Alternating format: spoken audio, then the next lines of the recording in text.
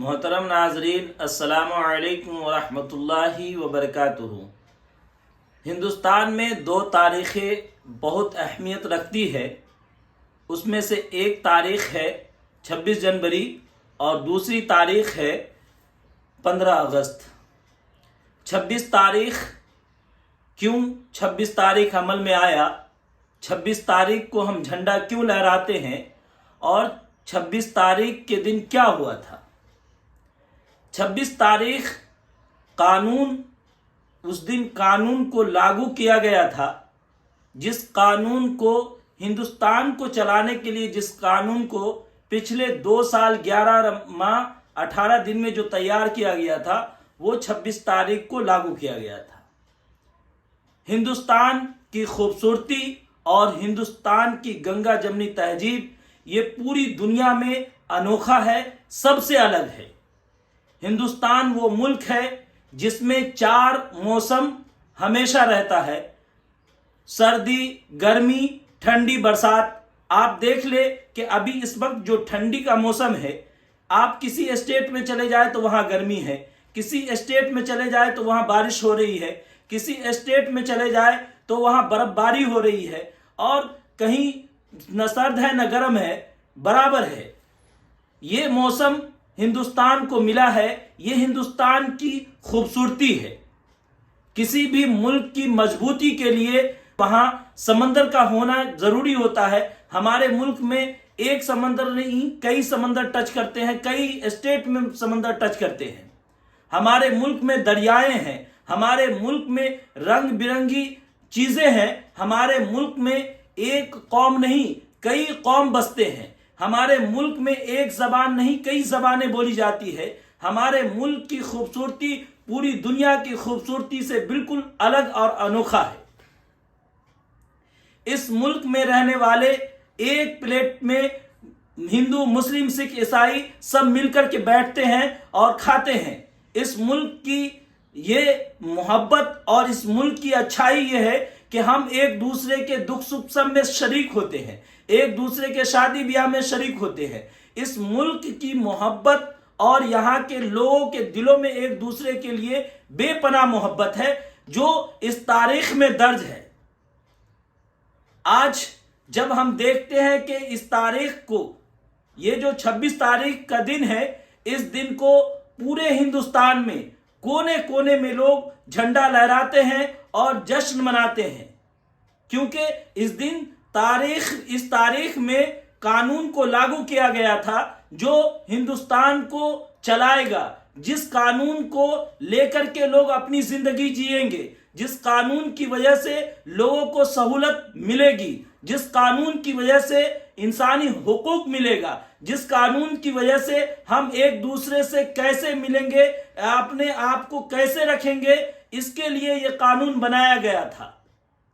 لیکن آج جب ہم نظر ڈالیں گے ہندوستان کے اوپر تو ایسا لگتا ہے جیسے ہمارے اس پیارے ملک پر، یہ ہمارے پیارے وطن پر کسی کی گندی نظر لگ گئی ہے، اور اس سیکولر ملک میں ایک گندی ہوا بہ رہی ہے، نفرت کی گھٹائیں چھا رہی ہے۔ جس طرف دیکھیں لوگ ہندو مسلمان کرتے ہوئے نظر آتے ہیں، جس طرف جائیں آپ وہاں لوگ مندر اور مسجد کرتے ہوئے نظر آتے ہیں۔ بھائی چارہ کو تار تار کرنے پر لوگوں نے اپنی پوری جان مال لگا دی ہے۔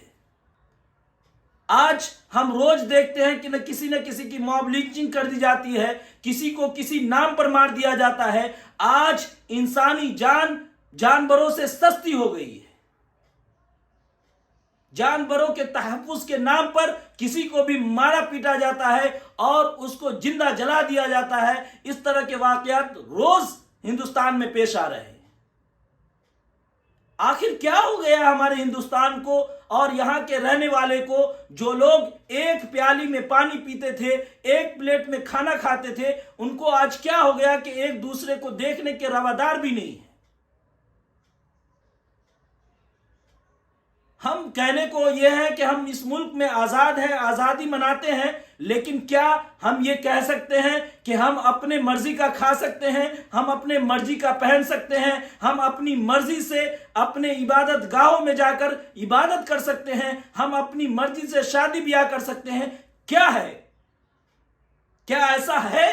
اگر ایسا ہے تو بہت اچھا ہے، اور نہیں ہے تو پھر ہم سب کو فکر کرنے کی ضرورت ہے کہ یہ جو قانون بنا تھا 26 جنوری کو، وہ کس چیز کے لیے قانون بنا تھا؟ اس میں یہی تھا کہ ہم ایک دوسرے کے دھرم کی تعظیم کریں گے، اس کی عزت کریں گے، اس کے اوپر کیچڑ نہیں اچھالیں گے۔ اس میں یہ بھی تھا کہ ہم اپنے مذہب کے حساب سے شادی بیاہ رچائیں گے، ہم اپنے مذہب کے حساب سے اپنے عبادت خانوں میں عبادت کریں گے، ہم اپنے مذہب کے حساب سے اپنی زندگی گزاریں گے۔ اس چیز کی آزادی کے لیے قانون بنا تھا۔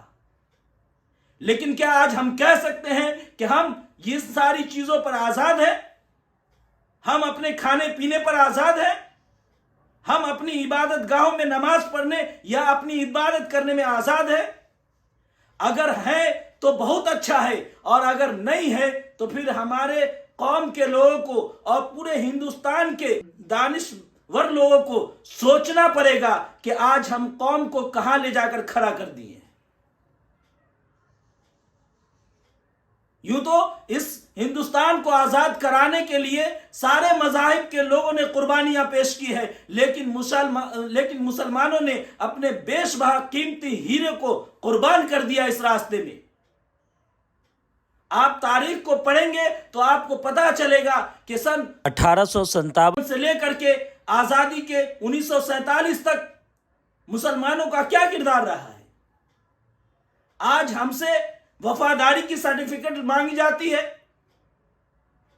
ہم آپ کو بتاتے ہیں کہ مسلمانوں کا کیا رول ہے، ہم چند باتیں آپ کو بتاتے ہیں۔ مسلمان اس ملک میں جے ہند کا نعرہ کس نے دیا ہے؟ مسلمان نے دیا ہے۔ اس ملک میں انقلاب زندہ باد کا نعرہ کس نے دیا ہے؟ مسلمان نے دیا ہے۔ اس ملک میں سارے جہاں سے اچھا کا لقب کس نے دیا ہے؟ مسلمان نے دیا ہے۔ اس ملک کو وہ سب چیز دیا ہے جو ہم سوچ بھی نہیں سکتے۔ جس ترنگے کو لے کر، جس جھنڈے کو لے کر ہم خوشیاں مناتے ہیں، ہم جشن مناتے ہیں، اس جھنڈے کو ڈیزائن کس نے کیا ہے؟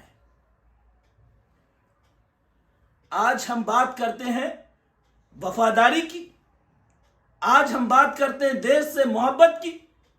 دیش سے محبت کون کرتا ہے؟ محبت کی نشانیاں، علامت کیا ہوتی ہے؟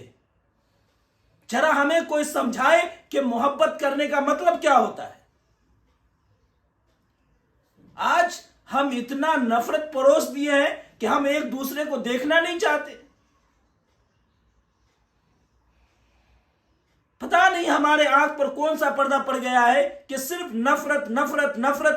یہ جو کچھ سیاسی لوگ ہیں، اپنی روٹی چمکانے کے لیے، اپنی پالیٹکس کو چمکانے کے لیے، اپنے آپ کو بنانے کے لیے ہم ہندو، مسلمان اور سکھ عیسائی میں لڑا رہے ہیں، اور ہم بے وقوف لوگ ہیں کہ ان کے جھانسے میں آ کر کے ہم ایک دوسرے کا گریبان پکڑ رہے ہیں۔ آج ضرورت ہے کہ ہمارے اس ملک کو ترقی پہ لے جائے، اور ترقی پر لے جانے کا ایک ہی راستہ ہے کہ ہم ایک دوسرے کے ساتھ کندھا میں کندھا ملا کر کھڑے ہو اور اس ملک کی ترقی کے لیے کام کریں۔ اگر ہم ایسا کرتے ہیں تو انشاءاللہ یہ ملک بھی کامیاب ہوگا اور ترقی کی وہ بلندی پر جائے گا جس کا ہم اندازہ بھی نہیں لگا سکتے۔ اللہ تعالی ہم سب کو اور پورے ہندوستانی بھائیوں کو صحیح سمجھ عطا فرمائے۔ وآخر دعوانا ان الحمدللہ رب العالمین۔